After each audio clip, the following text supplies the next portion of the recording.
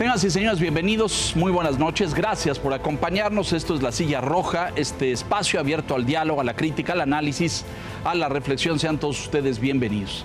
El día de hoy, y nos da un enorme gusto y honor recibir al ministro Javier Lainez, hoy ministro en retiro, ¿se debe decir? En retiro, es correcto. Es correcto decirlo así.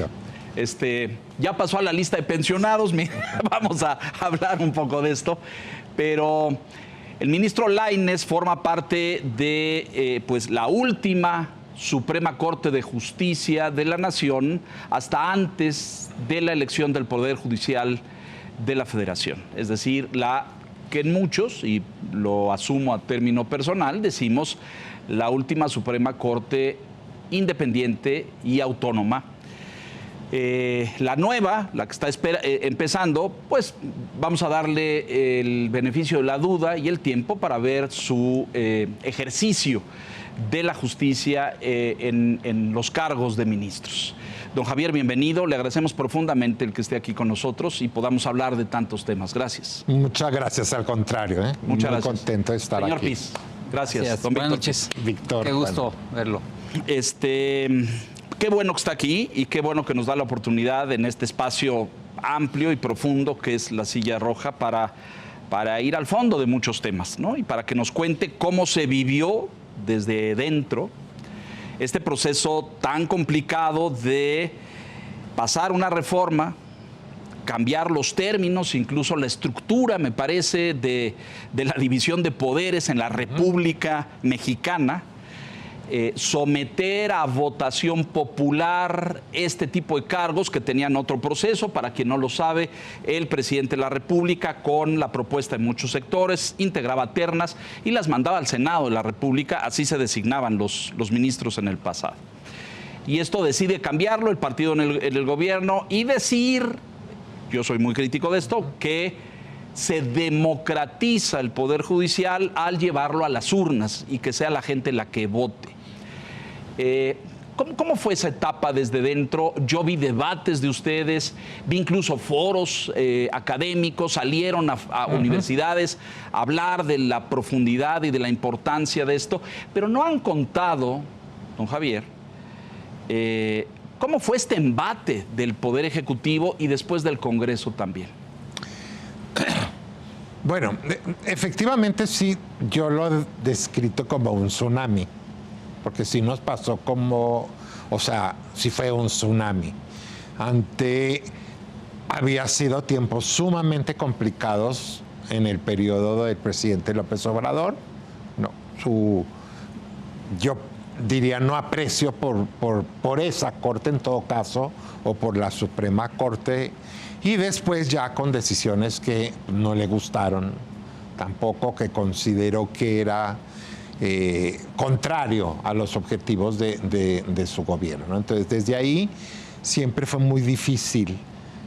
Digo, porque todos lo vimos, o sea, era muy común desde la mañanera, pues que se molestaba y bombardeaba la corte, desde corruptos hasta traidores a la patria, y esto era muy común, lo que iba creando como un discurso muy dirigido en contra de la corte. Después fue también contra jueces y magistrados, ¿no?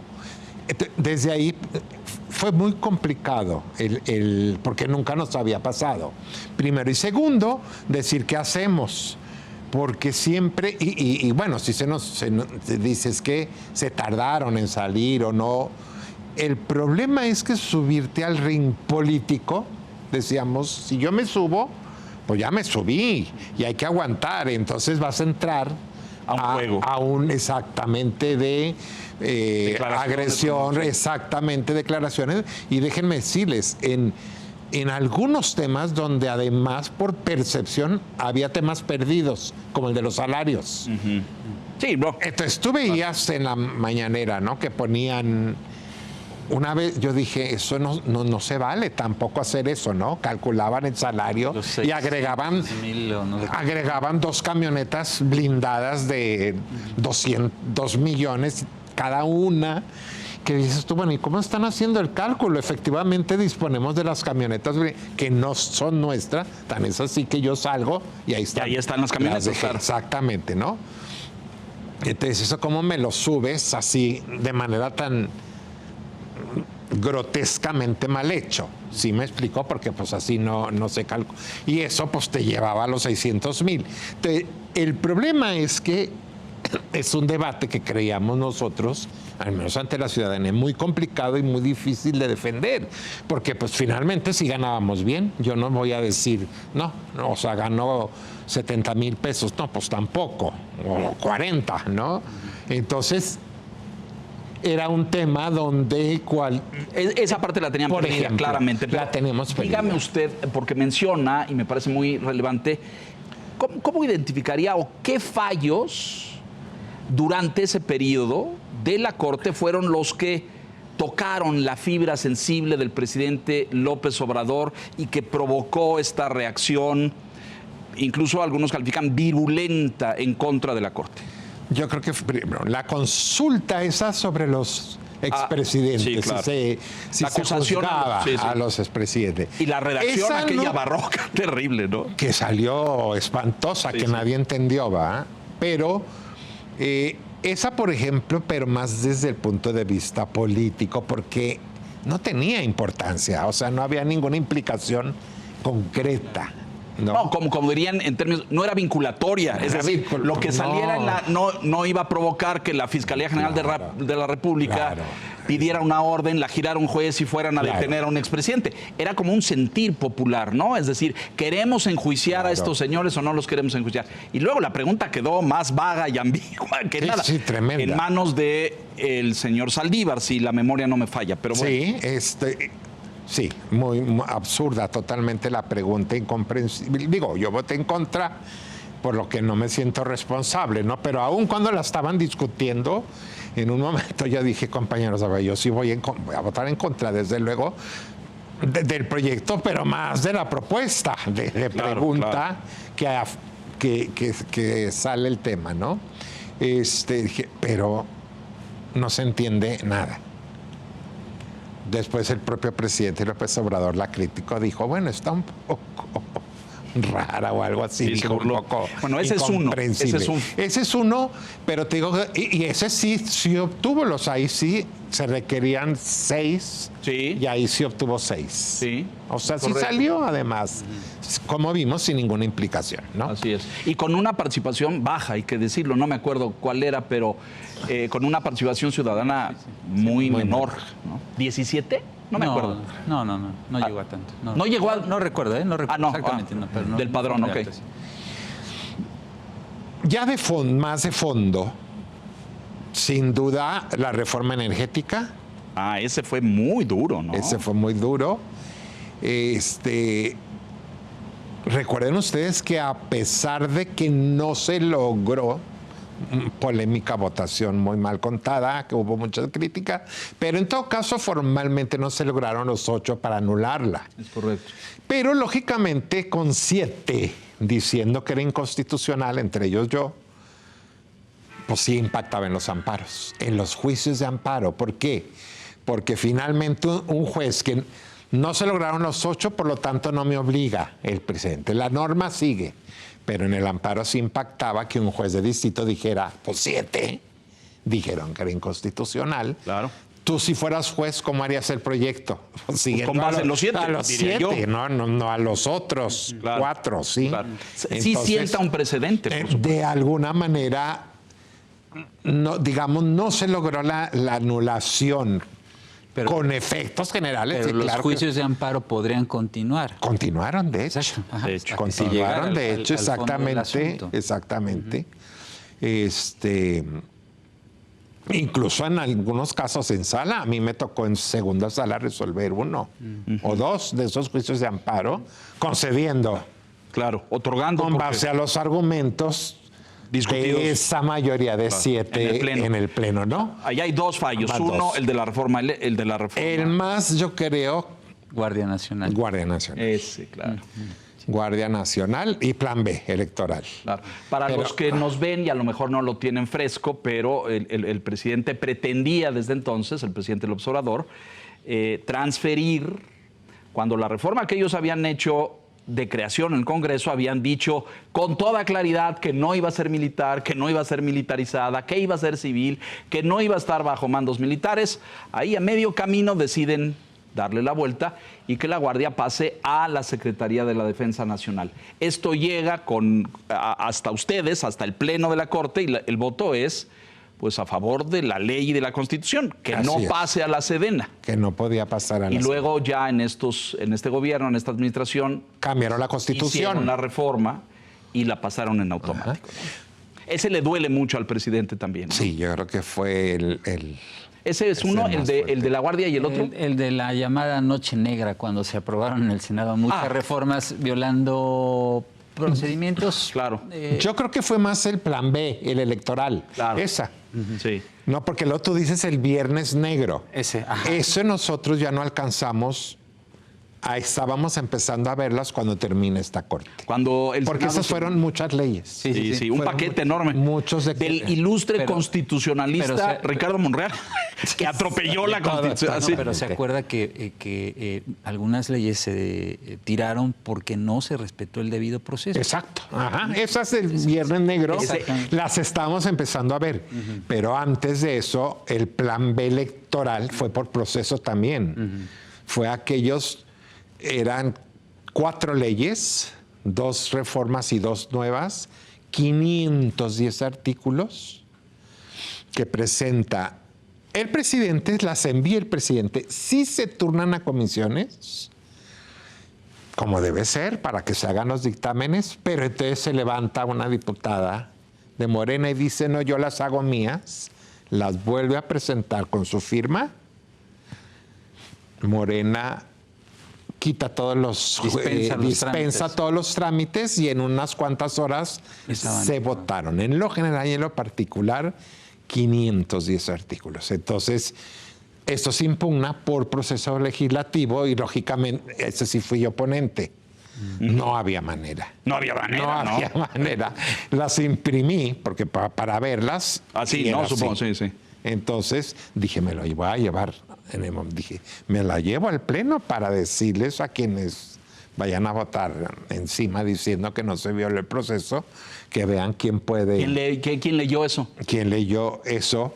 Simplemente de la hora en que se presentaron, que eran, si mal no recuerdo, como 7 de la noche a las 2 de la mañana, donde todo el trámite se agotó.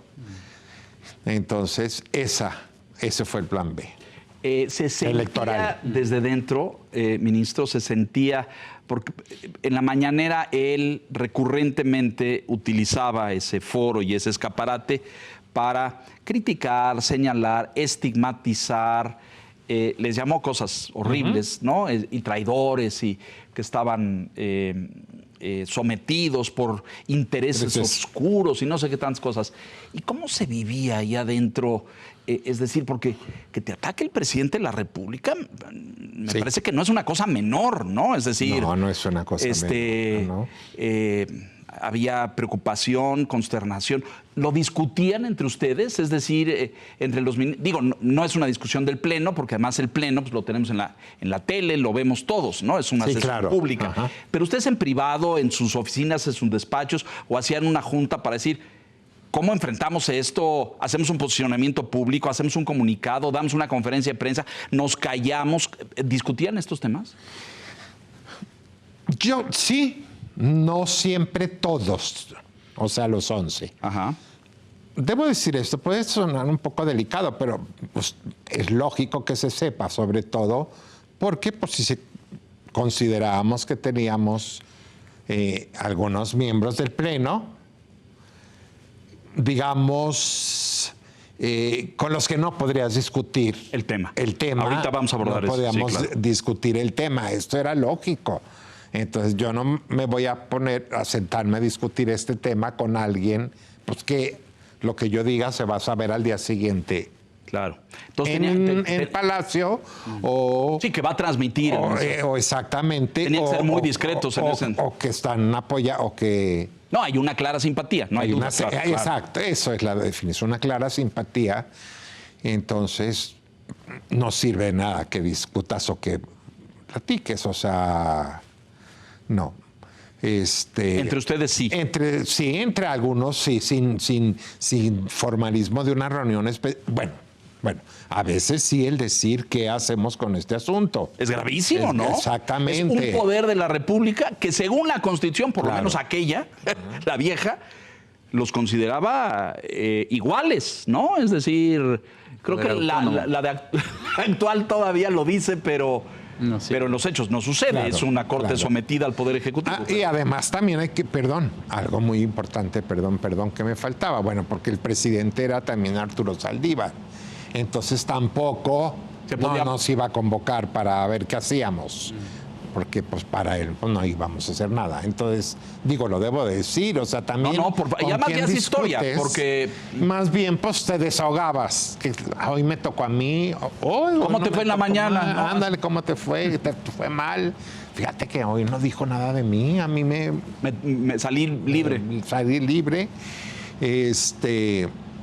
A ver, yo entiendo, ministro, que usted quiere ser respetuoso, pero el presidente López Obrador designa, y esto creo que rompe una tradición de muchos años porque le tocan los tiempos y las cosas, pero él designa, corríjame usted, 4 ministros de la Suprema Corte. 5. 5, que son Yasmín Esquivel, Loreta Ortiz, Luis González Alcántara, la señorita Margarita Ríos Farjat, van 4 y Lenia. Lenia, ¿cómo olvidarlo? Claro. Esquivel y Lenia. Claro, sí. Exactamente. Son 5 porque hubo un fallecimiento. No, perdón, no. No, es el caso de Medina Mora, al inicio del sexenio. Y ahí es donde entra, sí, ¿verdad? Margarita, me parece. Ahí entra Margarita. Sí, se retiran 2 y 2 les tocaba por tiempo.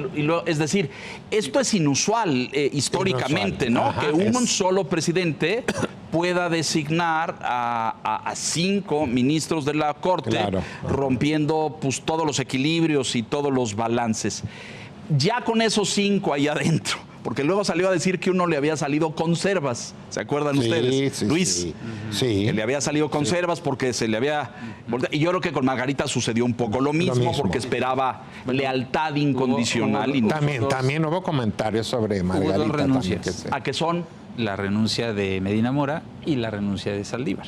Ándale, ahí está. Claro. Bien, Víctor. Ay, me quedé ahorita pensando, dije, ¿quién era el otro? Claro que muerte porque eso fue antes. Fueron 5, ¿no? Es correcto. Y 2 fueron...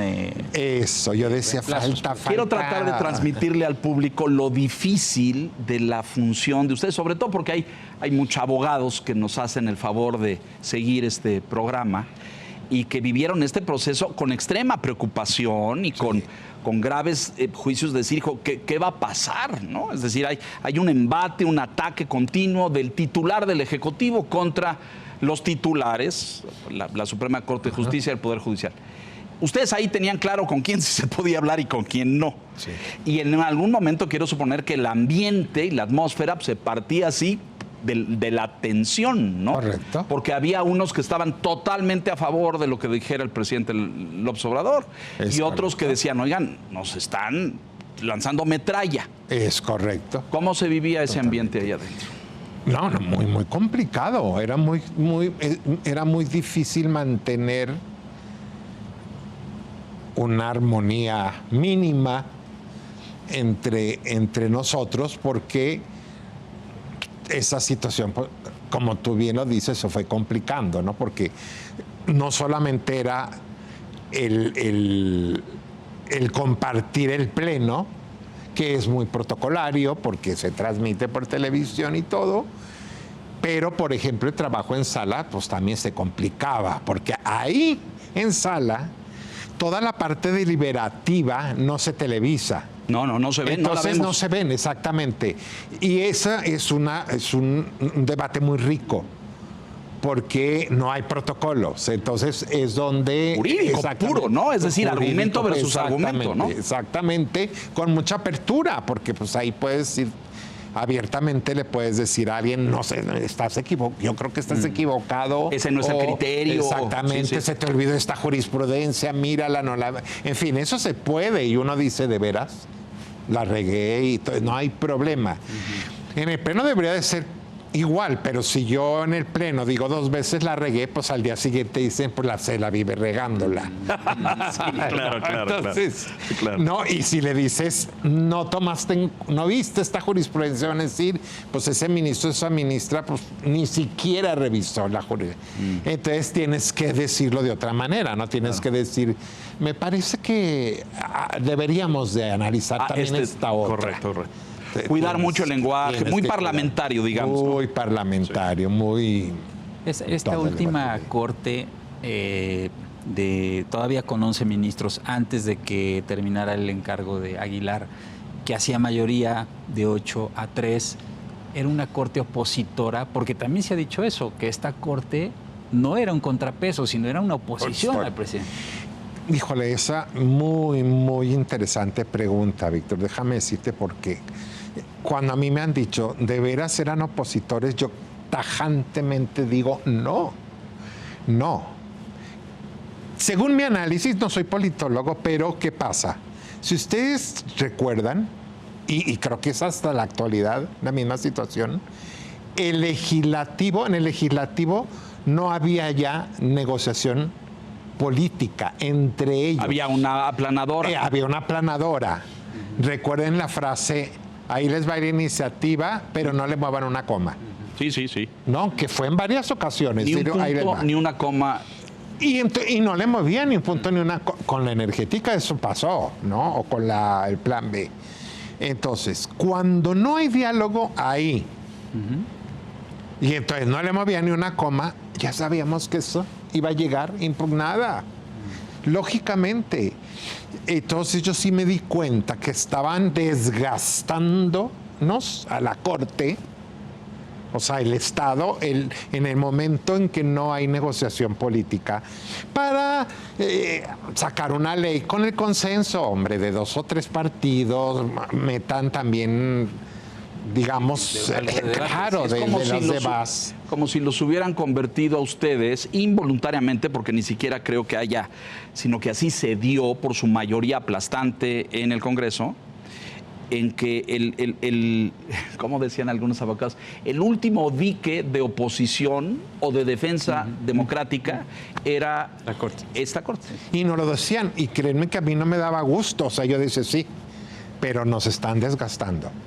Esto no debiera ser, porque está llegando a toda la Corte, porque no hay negociación política. Porque el Congreso no está haciendo su chamba. Entonces, ya sabíamos de veras de cuando llegaban, dijimos, no, estas vienen, el Viernes Negro, dijimos, todas vienen para acá. Y yo se los digo anecdóticamente que además creen que nosotros estábamos encantados. Y que nos encanta. Ay, no. Al contrario, llegó un momento en que tú decías, ojalá que no me toque.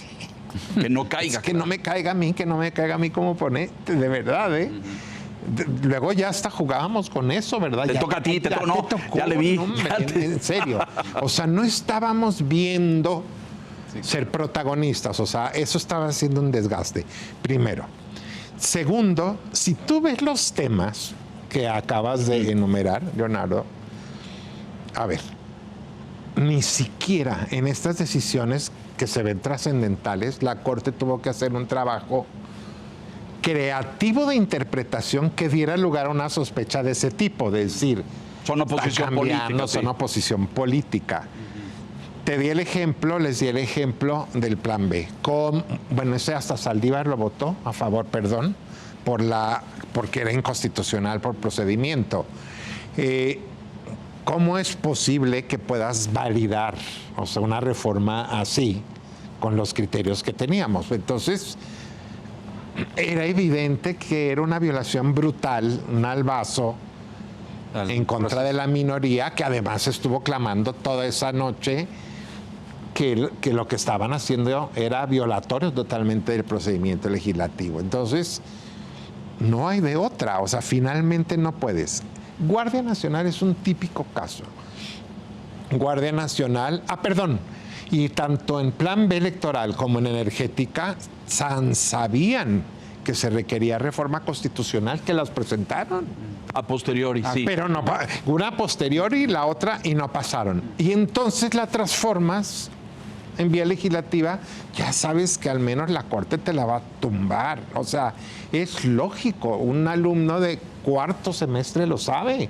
Ejemplo, Guardia Nacional, o sea, no fue un criterio. Guardia Nacional era, tú lo dijiste, textual. En la Constitución pusieron la creación de Guardia Nacional, donde debe ir, pero además la adscripción estaba textual en la Constitución, adscrita. Las adscripciones son figuras administrativas, nunca se hacen ni por ley, que a veces pueden cambiar de una secretaría a otra. Estaba en la Constitución, adscrita a la Secretaría de Seguridad Pública. No a la Defensa Nacional. No a la Defensa Nacional, no. Te llega una ley donde solo un artículo le dejan aparentemente como un órgano de la Secretaría de Seguridad Pública, pero meten 20, donde literal, artículo 12, nunca se me olvidará que era el 12, literalmente dice el mando corresponde al secretario de la Defensa. El mando. Y luego otro artículo de los impugnados con todas las atribuciones de adscripción administrativa de Sedena hacia la Guardia. Entonces dices tú, ¿Pero qué pensaban? ¿Que ustedes no lo iban a ver o qué? Lo que te digo es ni siquiera fue, o sea, un criterio de pues es muy fácil, ¿no? A ver, esto dice aquí y esto dice acá, ¿no? Igual, parece mentira, pero igual en la parte energética, la reforma energética, que insisto, tan sabían que se requería reforma, tampoco, ni siquiera fue una cuestión de análisis de política pública o de meternos a ver el mercado eléctrico o todo, que hubiera sido un complejo y donde puedes tirar para un lado y para otro. No. La Constitución, por ejemplo, decía textualmente,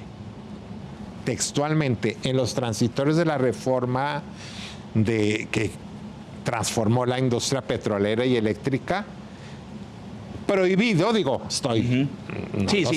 prohibido dar un privilegio en el despacho eléctrico a nadie.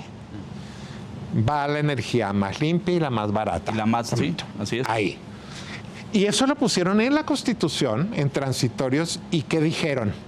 Esto te lo pongo, porque esta es la Constitución. Para cuando saques las leyes, eso tienes que traer, cumplirla, ¿no? Y nadie lo pueda mover. Lo dijeron, está en la exposición de motivos.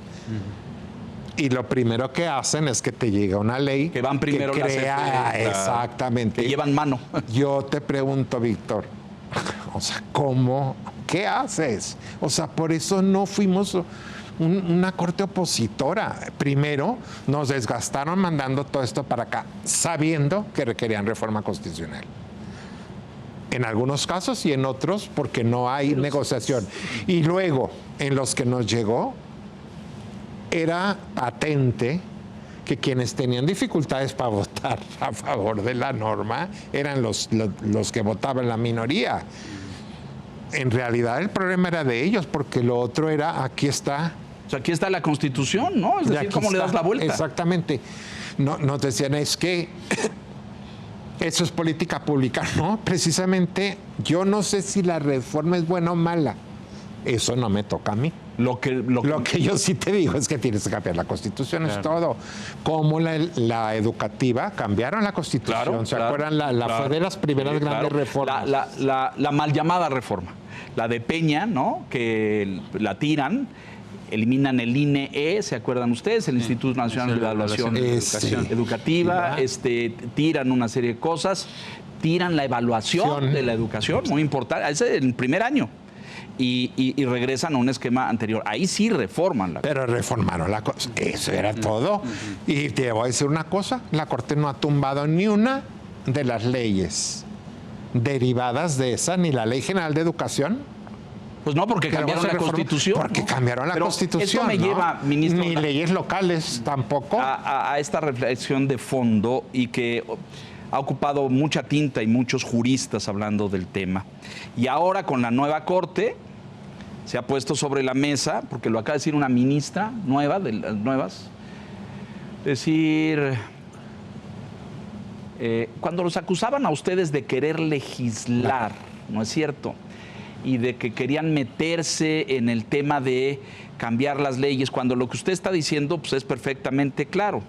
una ministra acaba de decir, y a mí, ¿por qué me va a tocar interpretar ni hacer nada si yo lo que tengo que hacer es muy simple? Pero lo que me lleva al fondo es, la Corte era o es, no sé, hoy en día, esto que se llamaba un tribunal constitucional. Es decir, la función de eso quiere decir interpretar la Constitución y aplicarla a rajatabla. ¿Me equivoco en esto? Así es. No, así es. Ajá. Cuando una ley llega, una iniciativa de ley llega por impugnación a ustedes que contradice la Constitución, como los casos que está mencionando, pues la función es muy clara y muy sencilla, ¿no? Esto contradice a la Constitución, pues no pasa, ¿no? Yo lo veo así como correcto. simple.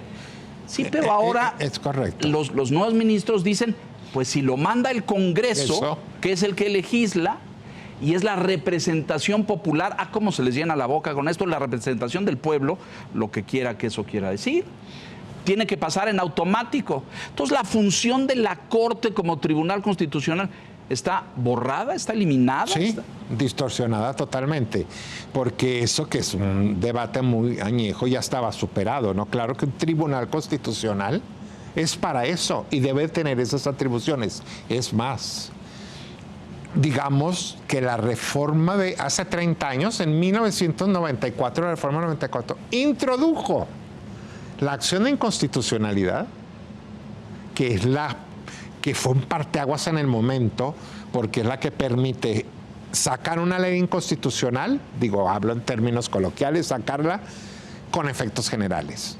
No teníamos esas figuras, se le dieron a esta Corte, como la tiene Colombia o como la tiene la americana. Esa facultad. Exactamente. Entonces, en México, si era, digamos, en juicio de amparo tú puedes también reclamar la inconstitucionalidad de una ley, pero acuérdense que eso es para ti.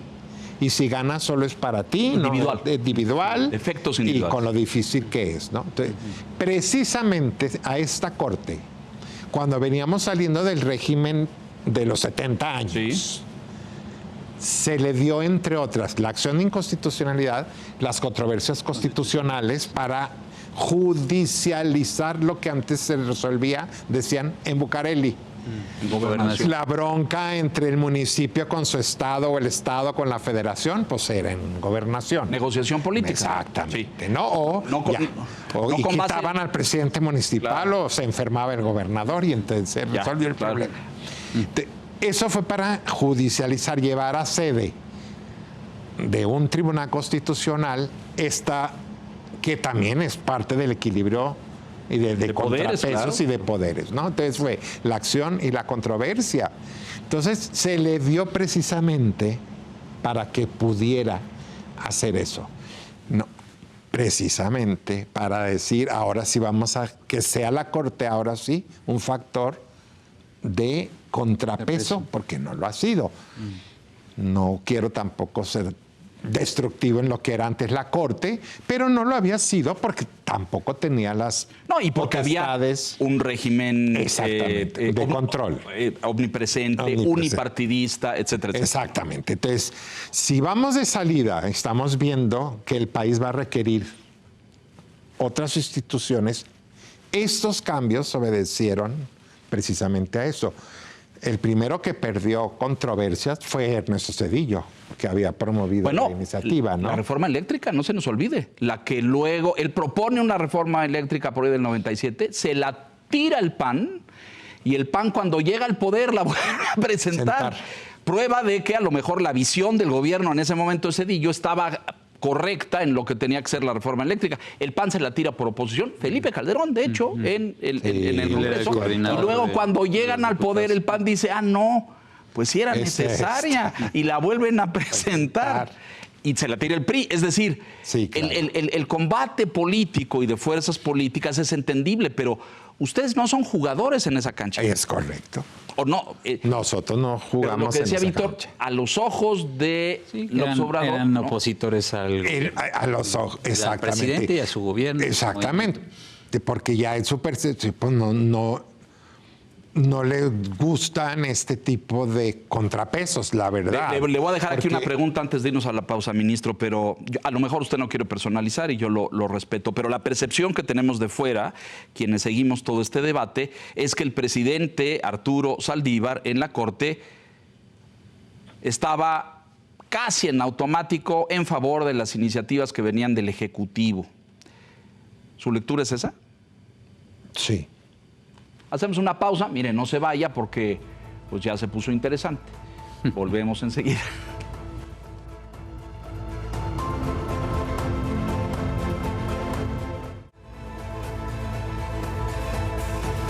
Estamos de regreso con el ministro Lainez, nuevamente muy agradecido, don Javier, que esté con nosotros. Nos queda bien poquito tiempo y hay muchos temas, el amparo, muchas cosas, pero para cerrar este punto, Arturo Saldívar, claramente, bueno, hoy es empleado del gobierno federal, tiene un cargo ahí en la presidencia, nadie tiene duda de su filiación y de esto.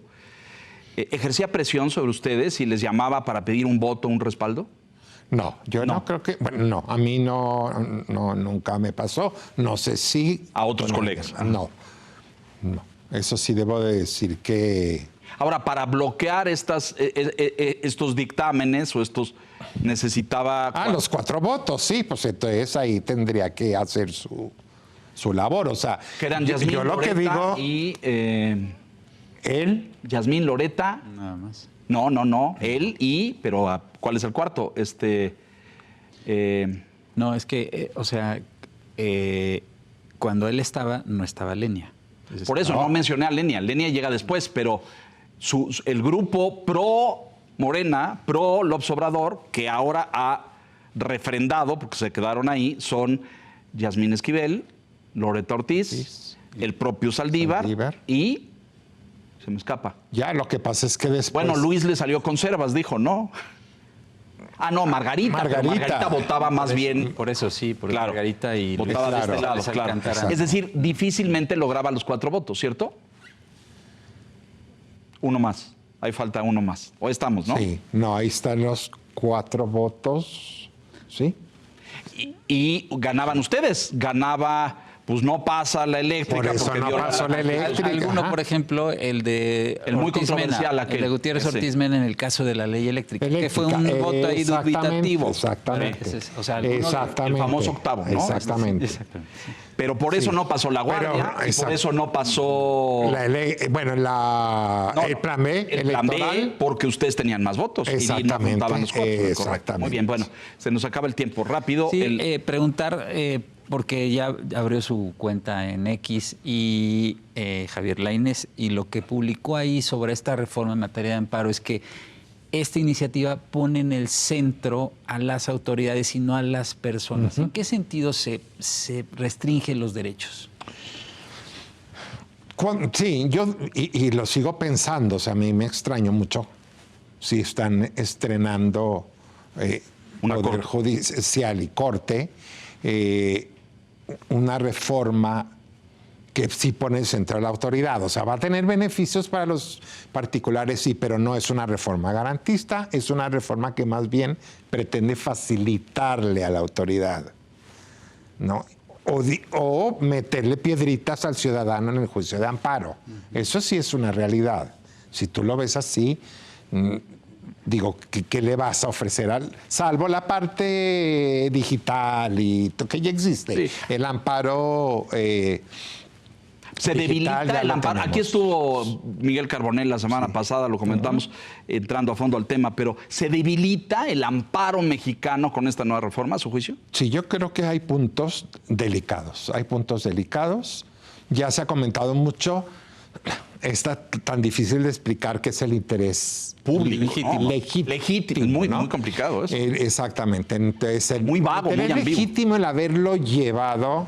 ¿Por qué no estaba, digamos, escrita o desarrollada la definición? Precisamente porque son conceptos muy difíciles de determinar. Por eso se resuelven por jurisprudencia, caso por caso. Ahora dicen, lo que hicimos fue subir su jurisprudencia a la ley. No la subieron completa, o sea, hay elementos que faltan. Y segundo, esa jurisprudencia dice, esto no agota el tema y es caso por caso. Cuando tú lo pones en una ley con los adjetivos que pusieron, yo no digo anularon, pero sí va a ser más difícil que un juez otorgue un amparo si no le llevo en un lago contaminado en materia ecológica, si no le demuestro que ya se están muriendo los peces? Digo, estoy parafraseando, ¿no? Para entender. O yendo al extremo, porque ahí me parece que hay evidencia contundente. Sí. Pero muchos temas que ustedes tienen que- Exactamente. pues no son tan... ¿Dónde está el interés legítimo? El Tren Maya, que ha sido mi ejemplo, la nación... El Estado, el gobierno, quería una obra de infraestructura Claro. ahí. Y había muchas comunidades de la zona que decían, oiga, no, a mí me parte el queso, va a dañar. Ya hay un dictamen que dice que dañaron los cenotes y los ríos subterráneos con algo que habían advertido los grupos ambientalistas. ¿Dónde está el interés legítimo ahí? ¿El de las comunidades que dicen no? ¿O el de la federación que dice tiene que haber ahí una obra de infraestructura? Es muy difícil aplicar ese criterio, ¿no? Claro. Pero exactamente, entonces por eso, si tú lo describes en una ley, en una norma, con esas características real, directa, la afectación, el juez cuando lea eso, pues va a decir qué le tengo que pedir a esa comunidad para aceptarle la demanda. Enséñame de manera, sin lugar a dudas, Sí, contundente. contundente tu afectación real, concreta, cuando tú ni eres propietario aquí, ni siquiera... Oye, eso es lo que empieza a dificultar. No Claro, sé si me claro. explico. Sí, Sí, hay y dificultades. ahí creo que hay que a Andrés Manuel le molestaba mucho que otros grupos, organizaciones de la sociedad civil, de hecho la nueva ley le pega un guadañazo a eso, presentara recursos de amparo para defender a comunidades. Cuando dijeron, ¿y ustedes qué tienen que ver ahí? Oiga, Es no, es que correcto. nosotros estamos defendiendo el interés de las comunidades, pero ustedes ni son de ahí, ni son comunidad, ni son nada. Él lo veía como grupos de interés de Claro. otro sitio para dificultarle el proceso. Una vez más, este criterio no data de la época del gobierno de López Obrador. Es un criterio. Antiguo. Yo todavía ni siquiera era ministro, era procurador fiscal, me acuerdo. Fue un criterio que inicia en la primera sala cuando Mexicanos por la Educación fueron Sí. de los primeros que abrieron la puerta. Sí. Que se los desechan el amparo, y era precisamente por una cuestión educativa, les desechan el amparo en primera instancia y la Corte, la primera sala en esa ocasión, lo retoma y dice, no, claro, hay que darle contenido, empezar a darle contenido. Se tardó Sí, de ahí años, viene. eso Sí, viene sí. de 2011. 20. Nos tardamos mucho en irle viendo caso por caso, cuando veíamos ya una situación concreta donde reconocer y rechazamos otro. Incluso había ONGs que te metías y decíamos, ni página de internet tiene, su escritura, o sea, tampoco basta Era medio fantasma, con que ¿no? me digan, me dedico a la defensa de derechos humanos. ¿Y dónde está? ¿No? Sí, Tampoco. claro. Llegamos a negar interés de todo, entonces eso lo limita, ¿no? Y lo otro, lógicamente, para mí preocupante, pues es la parte de suspensión, no Claro. como para la mayoría. Dos cosas bien importantes. Antes de entrar a las dos causales que me preocupan, agrega que el juez, además de lo que hoy en día, con lo que ya tiene la ley, tiene que ponderar para otorgarla, le agregaron el concepto interés público, que es un concepto resbaloso, Ambiguo, ¿no? de lo que nos acusaron muchas veces es de ir el en pasado, contra del interés público. Nada más les voy a decir una cosa, con la reforma, cuando crean este tribunal de disciplina, ¿Qué opinión le merece? una de las causales para sancionar a un juez era que dicte una sentencia en contra del interés público. Fue tan escandaloso, tan controversial que lo quitaron. Bueno, ahora el juez va a tener que ponderar. Se nos va a acabar el tiempo. Me encantaría una reflexión sobre este tribunal de disciplina judicial. Me parece terrible, pero nos quedan unos minutos. Ustedes se fueron y se retiraron ahora, ministros en retiro, etcétera, con el 100% de su pensión o les pichicatearon ahí el asunto. Ahorita yo debo de reconocer que tenemos lo que decía la ley antes, pues. La Constitución, no, es que ellos, yo digo ellos porque en todo caso yo no lo pedí, nadie lo pedimos. No, pusieron un texto constitucional que dice que era o vas a la boleta, ajá, sí, o te vas con tu haber proporcional a tus años de antigüedad. A tus años de antigüedad. Sí. No, a mí me faltaron o te 5. sometes al proceso judicial. No, a la elección. A la elección, Claro. perdón, al proceso electoral. Exacto. O te retiras. O tienes que presentar tu renuncia antes de tal fecha. Dígolo, porque luego nos dijeron, ya se van todos, claro, con tal de tener la pensión. Sí, los acusaron de eso. Pues nos íbamos porque teníamos fecha De codicidad, claro. Por eso la presentamos todos al mismo tiempo. Y ahí estaba, y ahí decía, y se van con la parte proporcional a los años de servicio. Entonces eso está en orden. Sí, esto sí. Ya empezó la nueva Corte. ¿Qué opinión le merece hoy en día su desempeño? Me parece que es muy pronto como para poder tener un balance. Yo lo que sí veo es, empiezo a ver que empiezan a... Bueno, primero, la lentitud en la discusión. Eso no es culpa de ellos, debo de reconocerlo. Siempre marcamos como un error garrafal el eliminar salas, porque esas desahogaban el mayor número de casos, sí. ¿no? Ya lo estamos viendo, pues puedes agendar 15 y ves 3. Lógicamente en el debate entre 9 así va a ser. Entonces, desde ahí, ¿cuántos asuntos? No ha habido muchos importantes, pero ni aún así, yo creo que van a tener que ser más creativos para ver qué mecanismos y cómo separan lo que es más sencillo o más de trámite, como los recursos de reclamación o algunas otras, y llevar a ese pleno, lo tienen que ver todo, pero darle más tiempo a lo de fondo, ¿no? Una única, por ejemplo, empiezo a ver, esto que acabas de decir es cierto y me parece muy peligroso, el decir hay que ser deferentes porque ellos son electos y la representación popular. Eso hace, y la idea ahí es que no te metas en proceso legislativo, que es gravísimo, porque si esta renuncia a la facultad de Tribunal Constitucional. Y va a renunciar además, a pesar de que, por ejemplo, no había quórum, esos son vicios de procedimiento.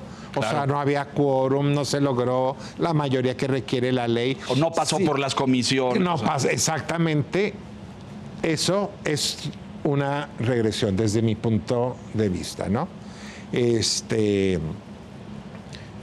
Y más recientemente, por ejemplo, que también consulta obligatoria para personas con discapacidad cuando son leyes que tienen que ver con personas con discapacidad. Y esto, la Corte anuló varias leyes locales, generalmente porque no consultan a las personas comunidades. Que está en una convención internacional y por lo tanto es parte de la Constitución.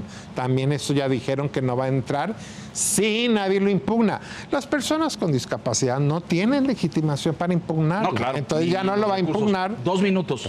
No, nada más le iba a preguntar rápido. Tampoco se puede ver esto como un borrón y cuenta nueva, ¿no? O sea, ya se fueron y ya estamos nosotros. O sea, porque evidentemente, pues todos aquellos que han trabajado en el Poder Judicial y que se mantuvieron. El caso de los equipos de las ponencias como el suyo, como el mío, pues están ahí. Sí, es correcto. En principio ahí están los criterios, pero nada impide que esta nueva mayoría de 6 pues los pueda revertir. Votando 6 se revierte 6 de 9. De 9 pueden revertir cualquiera de los los criterios. Insisto, esta ya la tomaron la decisión, si no me equivoco, y dijeron, si no está impugnada, que no se consultó, no nos metamos de oficio. No, perdón. Pues era la manera de garantizarle a las personas con discapacidad que van a ser escuchadas. Entonces, pues sí, era preocupante que la Corte, teníamos que decir, claro, no los consultaron, ya ni entró a fondo, no hay consulta, la ley es inconstitucional. Ya desde ahí. Desde ahí, entonces... Pues sí, se nos acaba el tiempo, don Javier, y yo le quiero dar mucho las gracias, pero ¿qué sigue para usted en su carrera? ¿Va a litigar? No. ¿No va a litigar? ¿Va a ser académico? ¿Va a ser investigación? Académico. ¿Se va a dedicar a la academia y a las clases nada más? Sí. Hasta ahorita es lo que te... No, litigio no, despacho tampoco. No creo. Sí se da cuenta que son casos únicos en la historia estos señores de la Corte, que de repente les dijeron gracias, hasta luego. Hasta luego. Y váyanse a su casa, ¿no? Porque los ministros se retiraban cuando cumplían su periodo, ¿no? Y se iban a su casa y tal, pero ahora ustedes les dieron un retiro anticipado. ¿Cuántos años le quedaban a usted? 5. 5. Usted tenía 10. 10. Le quedaban 5. 5. Pues sí, bueno, pues... Entonces, sí, a reinventarte, no pasa nada, pues hay que seguir adelante. Le agradezco mucho, perdón, ibas a decir. No, digo que tendría que ser mejor también la elección de 2027 después de lo que vimos este año. Pues sí, también esperemos que eso suceda.